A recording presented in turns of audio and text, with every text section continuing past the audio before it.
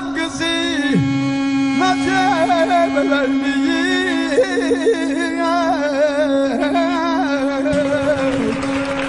Vaxtınız xeyir, teşekkür edirəm Əvəz xanım müəllim. Keçin, əyləşin. O zalim qızı da nətəri gülə-gülə naz eləyirik. Heç olmasa bir hirslənə naz eləyək ki, adam belə ürək soyuya da. Əvəz xan, xan kişi. Xoş gəlmişsiniz Əvəz xanım müəllim. Şirvan şikəstəsini siz oxumusunuz, siz damğasını vurmusunuz.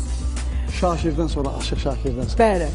Xanəndə Neymət Ərəboğlu, Kürdü Şahnazın möhrünü vuran, Xan əmidən sonra ifa eləyən və Məmməd Arazın qardaşı qızı, yəni hörmətli şairimiz Məmməd Arazın qardaşı qızı Rəhilə Elçin, xoş gəlmişsiniz şairə. Və təbii ki, Alim Nəboğlu, daim bizə yardımcı olan, biz bilmədiyimiz faktları araşdıran və bizim studiyamıza insanlar toplayıb gətirən bizim studiyamızdadır, jurnalistdir. Və ilk olaraq mən yaxınlaşım Redmondumuza. Çox gözəldir, rəngi vaxtaşırı dəyişir, qara olur, qırmızı olur.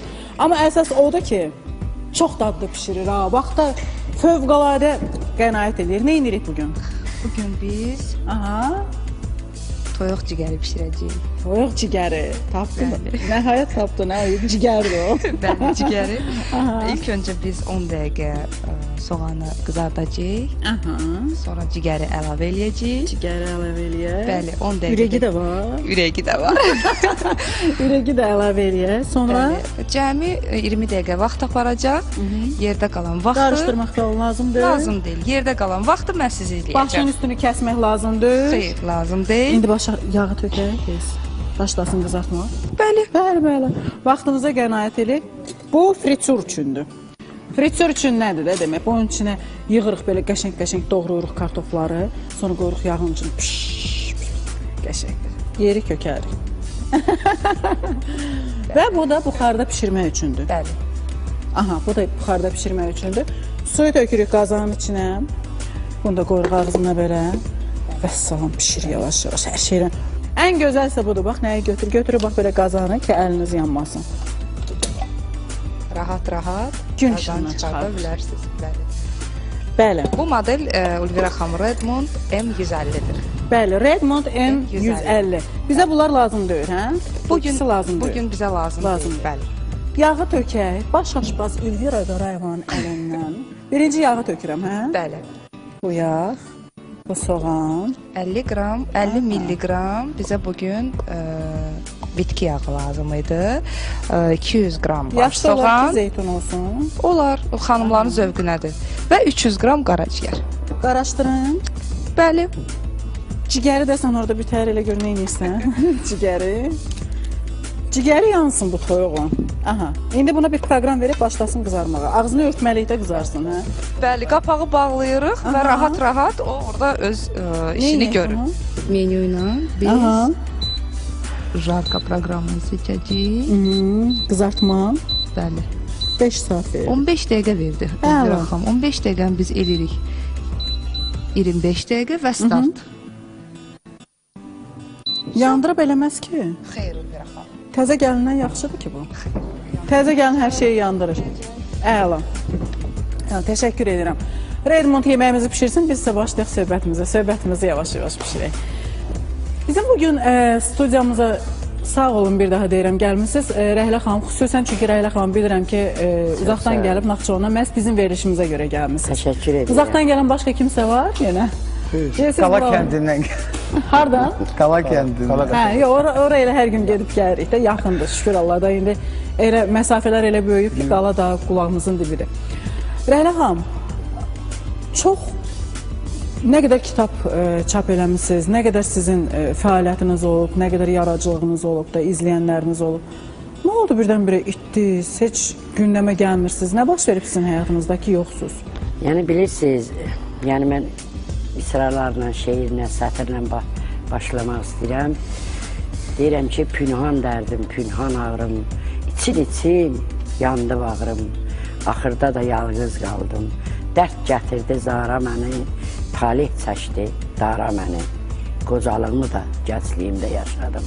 Dost da vurdu, yad da vurdu, dözüm tapıb qırılmadım, yana-yana, qana-qana, bir məqama sığınmadım. Bilirsiniz, insan biraz mübariz olanda, çox dərdli olanda, ağır niskillərlə üz-üzə qalanda mənə elə gəlir ki, bir daha müdrikləşir.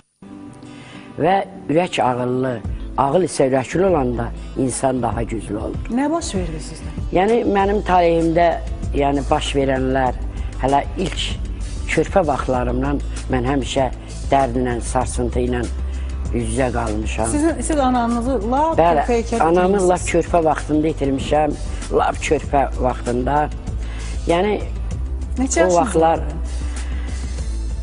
çox balacaydım. Bir neçə dəqiqə öncə dostlarıma deyirəm ki, yəni elə vaxtıdır ki, 7 yaş, 6 yaş, 8 yaş bu düşünmürsən ki, duymursan ana kimdir. Yəni, başqa bir mehrinlə, məhəbbətinlə bağlanırsan, amma ananın böyüklüyünü, ululuğunu, əvvəlsizliyini, o körpə vaxtı bilmirik ki. Yəni, mən bəzən o misralarıma baxanda ki, mən ana laylası eşitməmişəm. Rəhlə xan, demək siz ən balaca vaxtında, uşaq vaxtında siz ananızı itirdiniz və sizin üstünüzdə neçə övlad qaldı? Bəli, neçə övlad. Qardaşlarınız? Böyük bacımla bərabər mən o qardaşları böyüdəsi oldum, bacıları böyüdəsi oldum. Neçə uşaqdınız? Biz 3 bacı, 5 qardaş olmuşuq. Maşallah. Bəli.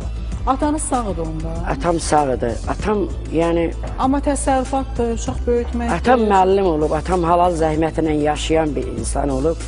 Atamı itirəndə mən yazmışdım ki, vaxtında qədrini bilə bilmədim. Gərək dolanardım başına sənin.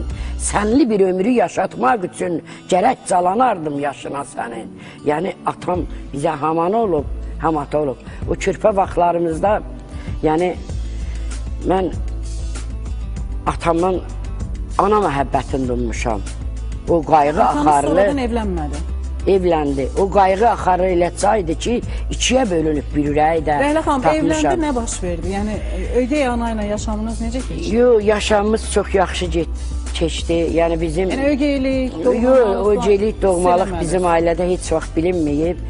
Lakin sonralar bizim həyatımızda baş verən, taleyimizdə baş verən faciələr, ağrılar, acılar bizim bütün dünyamızı, yəni körpəlikdən alt-üst olmuş dünyamız bir daha alt-üst oldu.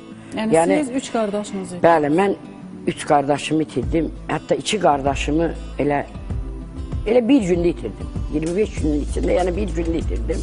Sonra bir qardaşımı itirdim. Yəni elə bildim ki, düzdür o, mən yazıram, elə ağırlaşıb, elə sərtləşib, daha mən çiynimdə saxlayanmıram. İndi dərdin özü məni ağlayır, amma mən dərdimi ağlayanmıram. Amma mən gözüm tapıb, yəni o dərdə qalib gəlmək istədim. Yəni ağrı acıları ovutmaq istədim ki, yəni qalanların xətrinə. Yəni o bir bazı qardaşım. Nədə tapdınız o gücü? O gücü tapmaq istədim. Yəni mənim atam yaxşı ata oldu, əmilərim, dayılarım. Yəni biz qayğısız böyüməyə çalışdıq, böyüdük də. Amma o qardaşlarımın itkisi mənim bütün dünyamı alt-üst elədi. Siz ailə qurmuşsunuz Rəhlə? Bəli, ailə qurmuşam. Bəli, ailəm var, balalarım var, nəvələrim var. Artıq evliydiniz o vaxt, hə? Evliydim, bəli, evliydim. Mənim gözəl... Bəs övladlarınız sizi ovutmurdu?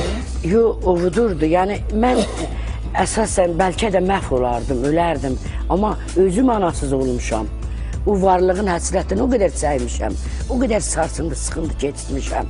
Yaşamağa belə özümdə güc toplayırdım. O sarsıntılar vurdu bədənimdə, bütün maddələr mübadiləsi pozuldu. Mən 2 kastillə yerirdim, yəni mən çox pis, acınacaqlı vəziyyətdəydim. Bu günə şükür. Yenə də məsələn 2 çanağı protez deyirlər. Protezdir, yəni mən belə yaşayıram. Ona görə oturmağında da problem var. Rəhlə xan, nə qədər ağrı çəkdiniz siz? Mən 20 il ən ağır dərdlə döyüşdüm, ən ağır dərdlə. İndi şükür bu günə. Ən ağır anlar o idi ki, bax bütün bu kitablar, Beçil Məmməd Araz, Hüseyn Cavid, Heydərnamə, Milli Qəhrəman Mübariz İbrahimov, bütün bu kitabları Rəhlə xanım qəpik-qəpik o ağrılarla, o əlillik təqaüdünlə aldığı pulla və övladlarının köməyi ilə çap elətdirib yaşamaq üçün. Yaşamaq üçün. Rəhlə xanımın anları olub. 4 olub, Kitablar məsələn, 10 oldu, il bala. bu adam qapalı evin içində alıb, göz yaşını istəmir ki, onun övladları görsün. Bilirsiniz Ülbirə xanım. Rəhlə xanımı üzr görəndə mən istəyirəm. həmişə körəlirəm. Bəli. Bilirsiniz, çünki Rəhlə xanımın o anlarını mən görmüşəm. Yəni, heç bir insan 20 il o dərdin, acının yarı parçalayıb və bu gün həyata qayıtmağı o mümkün olan şey deyil. Çox çətindir. Təbii 10 il 3 qardaşı itirəsən bir ildə və 25 günün içində 2 meyit bir evdən çıxar və ona dözmək o böyük dərddir. Bilirsiniz, Hər kəsi dərdə dayanıqlı eləyən, yəni ona sinə gərməyə vadar eləyən bir yeri var da. Bəli, bəli. Kiminin övladıdır, kiminin yaradıcılığıdır. Bilirsiniz, Ülbirə xanım, mən üzr istəyirəm. Mənim həmişə qəmim sevincimdən çox olub. Göz yaşım sevincimdən çox olub. Və mən bu mübariz əsərini deyirəm ki, o saat məni o qardaşlarımdan, əzizlərimdən çox şəhid dərdi, torpaq dərdi yəni. Buyur, Bax, buyur. sizin Məmməd Arazın qardaşı qızı olmağınız sizin hardasa yaradıcılıqda sizə qapılar açdı? Yox, mənə həmişə əmim yazma deyirdi. Yazanların dərdi özündən böyük olur. Amma heç vaxt mən əmiyə deməmişəm. Yəni bunu demək də mənə elə gəlir ki, ya bugün mən niyə belə yubanmışam? Mən həyatda, talihimdə hər şeydə yubanmışam, gedişmişəm. Bugün adi bir şeir yazan adamlar, maşallah, nə xariqələr yaradıb. 5 cilit, Ülbirə xanım, üzr istəyirəm. 5 belə kitabçilik Azərbaycan ədəbiyyatında məncə belə 7-800 səhifə qadın şairə yoxdur. Məni kimi, yəni dərd. Biraz sağlamı yaza bilər. Sağlama nə var ki, hər şey eləyə bilər. Axı, mən dərd içində qovuruluram. Axı, mən ağrı içində yanıram. Heç kim mənə kömək eləməyib. Əvəzxan mənim, mən bilirəm ki, sizin həyatınızda elə bir insan olub ki, əslində siz onu deməyə də utanmısınız ki, belə bir insanla siz qohumsuz. Əslində qohumları biz seçmirik, ananı, atanı seçmirik, bacının, qardaşı da seçmirik təbii. Kimidir sizin qohumunuz ki, siz boynunuzu almağa utanırdınız? Yox, utanmamışam, amma nəsə şöhrət saymamışam da, həyatda olan şeydir də. Qardaşım olub, çox hörmətli oğlan olub. Yəni, kriminal aləmdə Vorzakon deyirlər, lot deyirlər. Kimidir, adı nədir? Həmid xan olub, Həmid xan Xankişiyev, Mərdan oğlu. İlk dəfə evdə verilişində açılır, 50 ildən sonra. Əvəzxan mənim, necə bir insanıdır ki o? Yəni, necə oldu ki, bir ailədən siz oldunuz xanəndə, o oldu lotu? Yox, bilirsiniz, mənim atam da çox ağır təbiətli bir adam olub, həddindən artıq. O vaxtı Sovet dövründən Sovet hökuməti 40 il iş kəsib. 10 il Sibirdə yatıb, Maqadamda. Kimə? Atama. Atası da böyle. Atam da biraz ağır təbiətli adam olub. İndi olub da hadisələrə qədər o da tanınmış bir adam olub, hörmətli bir adam olub. Bütün Azərbaycandan ki, Rusiyada da onu tanıyıblar. İndi nəysə talihin işidir də, gəldi, bu biraz atama çəkdi. O yolu tutdu. Nəysə, Allah ölənlərəcə rəhmət eləsin. Neçə il bundan əvvəl rəhmətə gedib? Bəli. Neçə il bundan əvvəl rəhmətə gedib qardaşınız? 7 il. 7.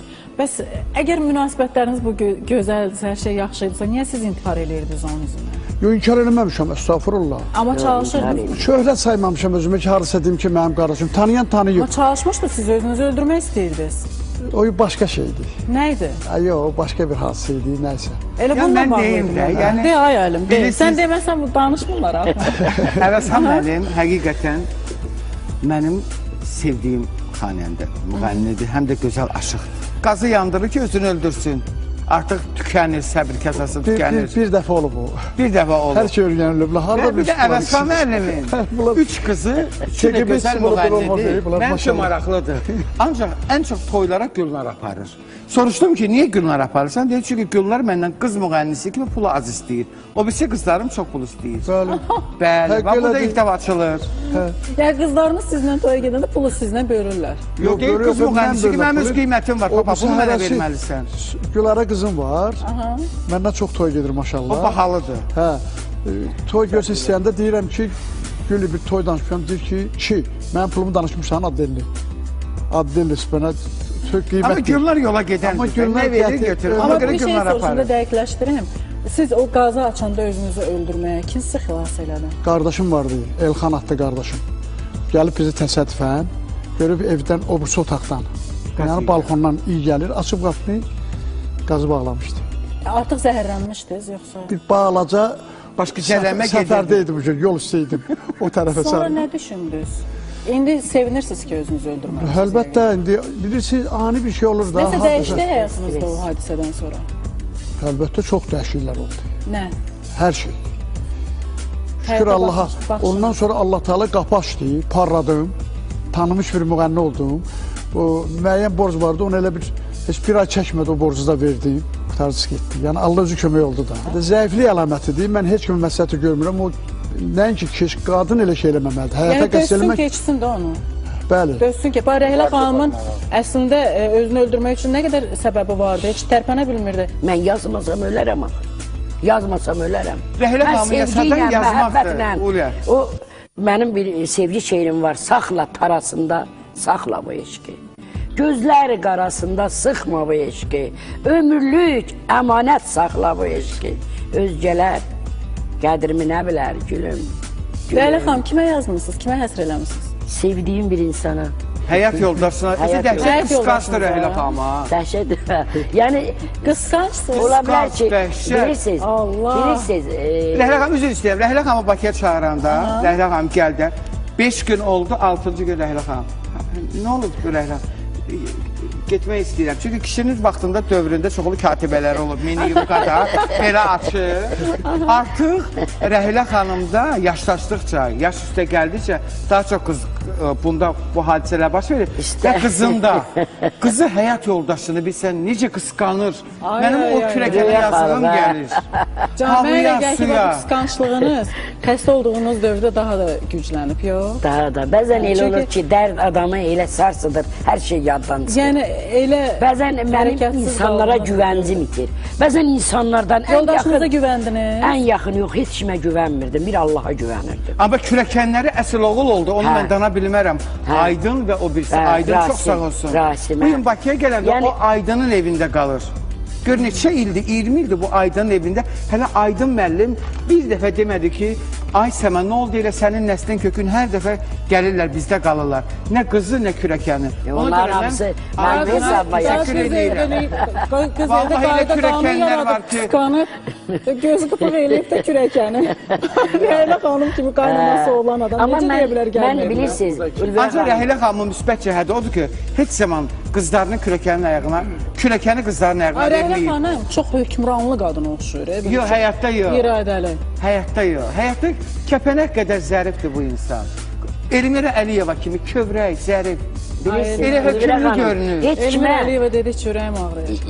heç kimə güvənmirəm. Özünə bir İnanmıram. də Allaha. Allaha güvənirəm. Allah böyükdür. Deyir zaman bütün yaraları sağaldır. Amma bu düz deyil. Zaman çox yaraları sağalda bilmir. Öz təmkinin, öz vüqarın, həmişə öz vüqarımı, öz mənliyimi, öz qürurumu qorumağa çalışmışam və indi də qoruyuram. Yoldaşınız sizin sevgi haqqında yazdığınız şeirləri dəyərləndirir. Yox, Əzbərə dəyərləndirir, bilir. bilirsiniz, belədir, şair taleyi belə ki, dəvəçi ilə dost olanın darvazası gen gərək. O yalan deyirlər, yalan deyirlər Müğənnilərə ki. də aiddir ya. Bəli, bəli, o deyirlər ha, şair ailələri filanları, nə deyirlərsə üzr istəyirəm, yəni böyüklərdən filandan, yalan deyirlər, heç birinin ailəsi, yoldaş onu duymur. O belə deyir, ay məni belə sevirdi, belə eləyirdi. Yox, şairlə ailə qurmaq, şairin ailə həyatı tamam başqa bir dünyadır. Tamam bir dünyadır. Onu heç kim Yəni siz elə- özünüzü tək hiss edirsiniz. Mən özümü, indi qurban olun balalarıma, bütün doğmalarıma, hər birinizə, bəli, mən özümü yalqız tək hiss eləyirəm. Mən o qədər ərköyəm, o qədər küsəyənəm. Məndən inan, bəlkə də bezdir. Şairsiz də. Məsələn, bir dənə zəng elədi, bu tak çəkilişdəsən də, zənginə cavab verməyəndə, o dəqiqə deyir, belə Bəli. bir reaksiya verir ki, elə bir, ay Allah, ən zaman yaxın bir şeir adam yazıram. dünyadan köçüb. Yaradıcı insandır. Yaradıcı Yoxsa- insan. Biz birazdan danışacağıq Neymət müəllimlə. Neymət müəllim nəyə görə gündəmdən itdi, nəyə görə o oxumadı, bir ara fasilə verdi öz fəaliyyətinə, siz biləcəksiniz. Çox böyük bir əməliyyatlardan çıxdı. Oturduğu yerdə bir qəza yaşadı və başına gələnləri siz reklamlardan sonra öyrənəcəksiniz. 5 dəqiqədən sonra bərabərik. Neymət müəllim, Bəli. Çox yaxşı xanəndəsiz, ifanızı eşitmişik. Nə oldu ki, birdən-birə yox oldunuz? Heç adınız çəkilmir heç yerdə. 3-4 il əvvəl, yəni 3-4 ilə yaxın biraz xəstələndim. Sonra hardasa indi 1 il yarımdır, 1 il 6 aydır əməliyyat olmuşam. Kiyev şəhərində. Necə oldu bu? Qəza necə oldu ki, siz əməliyyata getdiniz? Qəza demək olmaz. Yəni mən Şamaxıda evdə oturmuşduq. Yəni biz yerdən oturub çörək yeyəndə yerdən otururuq çox vaxt. Özüm də məclisə gedəsiydim. Ağ paltardaydım, ağ kostyumdaydım. Yerdən əyildim çörək yeyəndə bir reyka varmış. Yerdə oturursunuz? Bəli, yerdə bəli. Yəni stol da var, amma çox vaxt yerdə oturuq belə. Elə indi də? Bəli. Mənəm də bax, elə idi. O reyka mən əyləndə düz düşdü buradan. Mən yəni bir anlıq gözüm də görmədi. Atam, anam da oturmuşdu. Mən heç yəni bildirmədim ki, yaşlı insanlar da düşünər ki, nəsə oldu. Amma gördüm, başım ağrıyan da ölməyim. Gördüm, başım ağrıyır, kişərlənir belə. Şamaxıya həkimə getdim, dedi nəsə dəyib başı var. Yenə mən fikir vermədim ki, boş şey olar. Yavaş-yavaş, yəni iyun ayında olmuşdu hardasa. Gəldim, mart ayında mən artıq ayaq üstü dura bilmədim. Qoluma girib.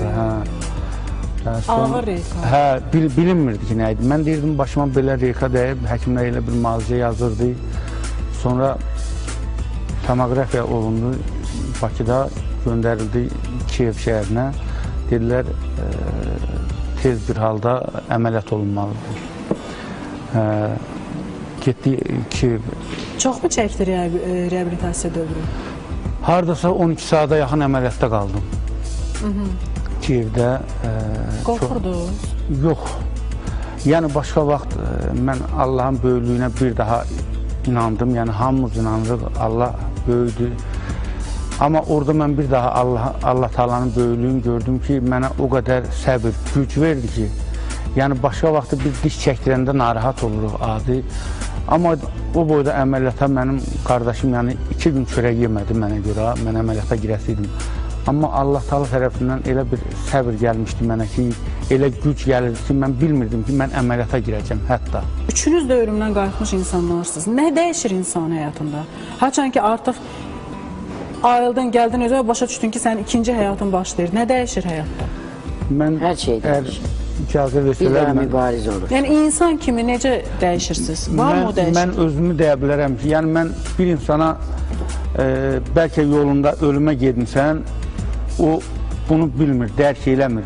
Amma Allah Taala'nın böyüklüyün düşünürsən, Allah Taala'nın sənə eylədiyi köməyi görürsən, deyirsən o boş şeydir, o bilməsə də bilməsin. Allah Taala bu işlərin hamını görüb. Əgər nə vaxtsa kiməsə, nə isə bir yaxşılıq eləmisənsə, Allah Taala onu görür və o nöqteyi nəzərdən o köməklik olur insana. Mən bilmirəm, mən ölümə bir addım yaxınlaşsam, həyata sevgi artır. Sevgi artır, bəli, həyata sevgi artır. Nəyə görə deyirəm? Hər dəfə çətinliyim olandan sonra həyata sevgi yox. Sevgidən də əlavə insanlara rəhmə artır. Rəhim artır. Daha rəhimli, daha anlayışlı olursan insanlara İcazə qarşı. verin. Mən onu dedim axı, amma mən dolayısız yolla dedim. Yəni kimə nə isə yaxşılıq eləmisənsə, o bilmirsə, deyirsən evdə otur, bilməsin, Allah Taala görür, bəs eləyir. Mən onu dedim, yəni o mənada və əməliyyatdan sonra Alim Qasımov. Çünki Alim müəllim orada bir söz dedi. Baş əyirəm onun qarşısında, mənim ustadım, dostum, Günəş öyrətli Alim müəllim Hacı. O dedi ki, dəyməyə gəlmişdi və dedi ki, Nemət, bu hər bir insan üçün həyatda bir cür imtihan olur.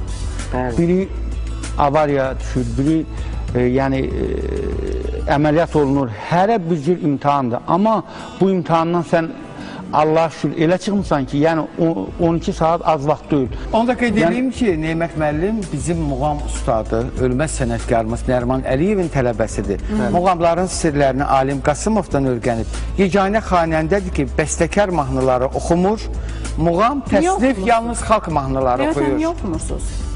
Valla bilirsiniz, mən öyrənmişəm trio oxuyduq da, üçlük də, əvvəllər trio deyirdik, üçlük. Nə bilim, heç əsas o qədər xalmanlarımız, təsvirlərimiz var ki, elə onları oxusaq, yəni Elə kifayət ilə... təsvirlər var ki, ilk ifaçısı qəzəllərlə Nemət müəllimdir. Bəli, Ağakərim Və yeganə müğənnidir ki, Sovet dövründə, hələ bu yaxınlara qədər televiziyada ildə 4 dəfə muğam saatında konserti gedən Muğam axşamı. Muğam axşamında O Kürdiş həmin insan odur. Tamaşaçılar... Bəs niyə indi yoxsuz heç? Yəni, hətta məni çox hörmətli Ramiz müəllim, Ramiz Milişi çağırtdırdı. Vüqar Əhməd mənə dedi, o qədər zənglər vurublar ki, mən də deyirəm, bəs yeganə xanəndədir ki, bir muğamı ildə 4 dəfə vermişik də. Nemət müəllim, niyə indi yoxsuz gündəmdə? İndi valla 3-4 ildir əməliyyat belə. İndi də siz çağırdınız. Əvvəl də yox, əməliyyatdan əvvəl də mənim yadımda deyir ki, siz elə daim efirdə olasınız. Mən bilirəm ki, müğənnilərin dərdi nədir? Bilirəm ki, müğənnilərə ümumiyyətlə necə deyim ki, heç kim inciməsin. Mən onu deyim də, ay bacı, açıq. Elə telekanallar var ki, televiziya verişlərinə müğənniləri istər unudulansın, istər yaddan çıxsın, müəyyən məbləğdə qiymət oxuyur. Bu qədəri verirsən, çıxardıran, vermirsən, çıxartmırsan. Ayatan rəhmətdə. Açıq, onun üçün acıyam da mən bu hər şey yüzü. Bu hardan alsın, bu hardan alsın, bu hardan alsın. Siz aynəsə niyə çıxarsınız? Çünki xalqın televiziyasıdır. Yox, yəni burada bizim umacağımız bir şey yoxdur. Hər kəs bilir ki, aynəs necə işləyir. Amma digər kanallarda sizin göstərilməməyiniz... Radiolarda lentləri yoxdur, ay bacı. Radiolarda lentləri yoxdur. Büyün mən almışam, elə radiolar var. Sizin radioda lentiniz var. ASTV başqa. İlk dəfə mən oxuduğum təsvirlərdə Ağakərim Nafis'in təsvirləri. Videolar da var da, hə? Video çıxışlarınız var. Toylara tələbat var, çağırırlar. Ancaq efirlər çağırmır. Toylara maraqlıdır, çağırırlar. Amma hansı qiymətə çağırırlar? Baxır da. Baxın, sizlə bərabər gündəmə gələn, hətta adını çəkməyim, deməyim, musiqiçilər var ki, hansılar ki, indi oxuyur da, düzdür? Bəli. Nə bilim, gitara çalıb, qarmon çalıb, çox yaxşı da oxuyurlar, onlar gündəmdədirlər, onları toylara çağırırlar, onlara, belə deyək də, xahişlə, minnətlə aparırlar. Amma siz çox ucuz gedirsiniz toya. Nə oldu, nəyi tuta bilmədiniz həyatda, nədən tutuna bilmədiniz ki, siz? Yox, bilirsiniz nətərdir, elə bu efir özü reklamdır da. Yəni, efirə ki, kim çıxır, sənəti oldu, olmadı. Özü də bilirsiniz, efirdə gündə sənətdə olanlar, görüşən adamlar var, müğənilər var. Sənət adlı, sənətdən xəbəri yoxdur. Amma gündə toydadılar, yaxşı da qiymətə gedirlər. Məsələn, mən... Amma bax, eləsi var ki, sənəti yoxdur, amma efirə gəlirlər. Nəyə görə gəlirlər onlar? Yaxşı danışırlar, öz mahnılar, yeni mahnılar yazdırırlar, gətirirlər və marağı saxlayırlar. Yəni, əli nəbzdə saxlaya bilirlər. Bəlkə siz haçansı tənbəllik eləmişsiniz? Yox, tənbəllikdən də çox maraqlıdır. Məsələn, deyir ki, istedadlılara kömək eləmək lazımdır. İstedadsızlara özləri yol tapacaqlar özlərinə. Ay, sağ olun. Sənətdən məndən qat-qat aşağı sənətkarlar. Gündə efirdədir, zəng edirsən ki, bəs mən nə vaxt imkan olar? Çağıracı yox. Çağıracı yox, ortada bir şey yoxdur. Bu ayın 22-si müəllimin ad gün oldu. Adını çəkmirəm. Radioların birinə zəng olundu ki, bir dənə lentini, televiziyanın, bir dənə lentini vermədilər bu insanın. Az günümdə zəng ediblər ki, televiziyada, hansı ki, həmin o televiziya bütün günü zəng gəlirlər o televiziyaya, müəyyən müğənni istəyən müğənninin onun zapsını verirlər, səs yazması verirlər, şəklini verirlər. Mənim də ad günümüdür bu yaxında, sentyabrın 22-sində. Zəng gəliblər ki, biz Əvəzxan ad günüdür, onun bir mahnılarına deyib, bizdə mahnısı yoxdur. Bəlkə yoxmuş? Yoxdur, biz nətər olur? Mənim hayat İngiltərədəyəm, Amerikadəyəm, Fransadəyəm, mənə tapmaq çətindir. Nətər o alim tapır, mən telefon zəng gedir, belə ki. Onlar maraqlanmırlar. Həmin o televiziyanda verişlər olur tez-tez. Çağırmırlar. Ülvir ağam, mən aynəsə ona görə minnətdaram ki, belə bir şərait yaratdı ki, bizim sənətdə xidmətdə olub unudulanlar və unudulmaq təhlükəsini yaşayanlar üçün bir yaşıl işıq açdı. Hətta bəzən mahnıların keyfiyyəti efir cəhətdən uyğun gəlməsə də, görün nə böyük kanaldır ki, onu verir. Elmira Əliyeva bizə təşəkkür edirəm rəhbərliyə. Elmira xanım bizə gələndə, onun ümumiyyətlə lenti, belə deyək də, heç efirə gediləsi deyildi. Heç bir başqa bir material tapa bilmədik. Kamila Bağırobanın. Heç nə tapa bilmədik əlimizdə, onu verdi və mən Elmira xanımı göstərdi. Hələ də o Elmira xanım Yox, mənim bir Kamilla Bağırova. ağrısı var. radioda bir Elmira xanım, üzr istəyirəm, insan Necə bağırdı Nemət müəllim? Ay Nemət müəllim, deyin, can. yuqarı çox. Danışırlar, qoymurlar, deyin. Yəni məndə bir xüsusiyyət var. Əvəslan müəllim də bilir, alim müəllim də. Yəni mən heç vaxt götürüb bu diskimi yəni mən özüm yekə aparan adam deyiləm, məni tanıyanlar bilir. Amma qeyrisini apara bilərəm ki, bu oxuyandır, belədir. Amma mən tanımayan bir efirə gedim ki, mənə də çəkin, bunun heç vaxt şəxsiyyətim mənə yol vermir. Amma onu tanışlar vasitəsilə. Amma alim zəng oldu mənə. 20 ildə oxuyur. Birinci dəfədir ki, hansısa verilişdə danışır. Bu danışmayıb, yalnız oxuyub. Yəni dəvət elədi, göz üstə gəldim. Birinci dəfədir ki, nəsə danışır bu adam. Ay, bu müğənnilik sənəti nədir? Ay qadan olmuş. Şair, belə deyək ki, özünü rahat falan belə tuta bilər də, şairin peşəsi o danış. Amma ki, müğənni elə eləməlidir ki, hər yerdə özünü soxmalıdır. Biz xanəndə, biraz xanəndə ilə müğənniyə mən ayrı baxıram. Xanəndə bəli. Yəni, üçlük oxuyan xanəndədir. Xanəndə belədir ki, yəni xalqa nümunə olmalıdır. Oturuşu ilə, duruşu ilə, geyimi ilə. Buna tamamilə razıyam. Yəni, başqa cürbəcür geyimlər var. Mən kimsəyənsə dalıcan danışmaq istəmirəm. Nə cür geyimlər? Yəni, belə həddən artıq müasir geyim bizim qədim xalq musiqimizə yaraşmır. Mən bilən xanəndələrin hamısı elə kostyumda oxuyurlar. Başqa cür geyinlər var. Yox, mən xanəndədən danışmıram. Yəni, siz müğənnilər deyirsiniz ki, həmin müğənnilər gedir, məsəl, o kanala bir söz desələr incimir, qayıdır. Amma yəni mən özümə heç cür, yenə deyirəm, dəvət elədiniz, minnətdaram. Siz kiməsə meydan oxuya bilərsiniz? Oxuyaram, bütün müğənnilərə. Məsəl üçün? Hamısına. Siz mənə deyin, mən çağırın. Kimi sizi çağırın?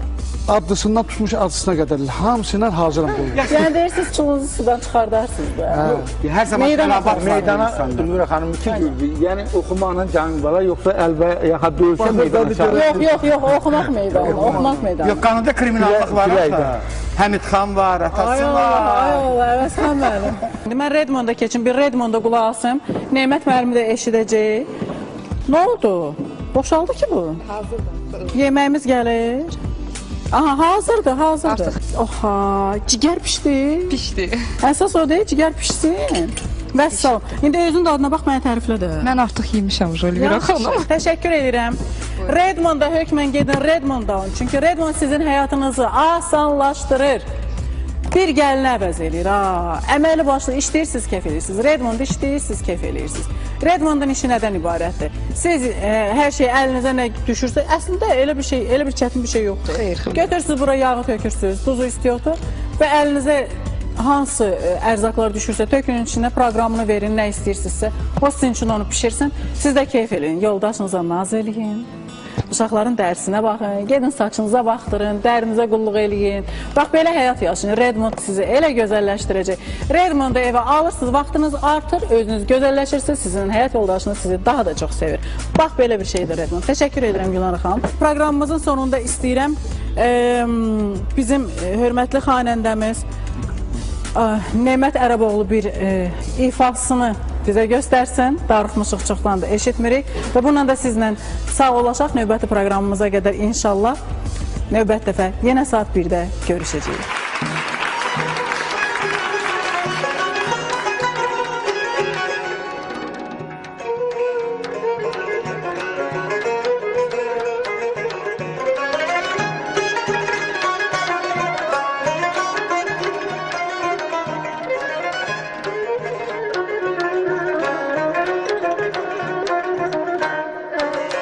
Gele mehri muhabbetin yüzü menden niye döndü?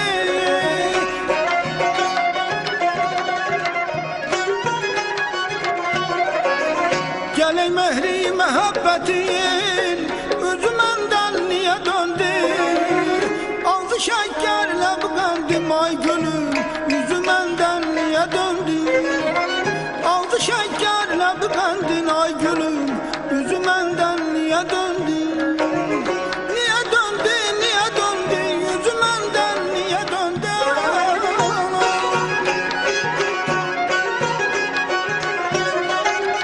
Niye döndü, niye döndü? Yüzü menden niye döndü? Ağzı şekerle bıkandın ay gülüm yüzü menden niye döndü? Ağzı şekerle bıkandın ay gülüm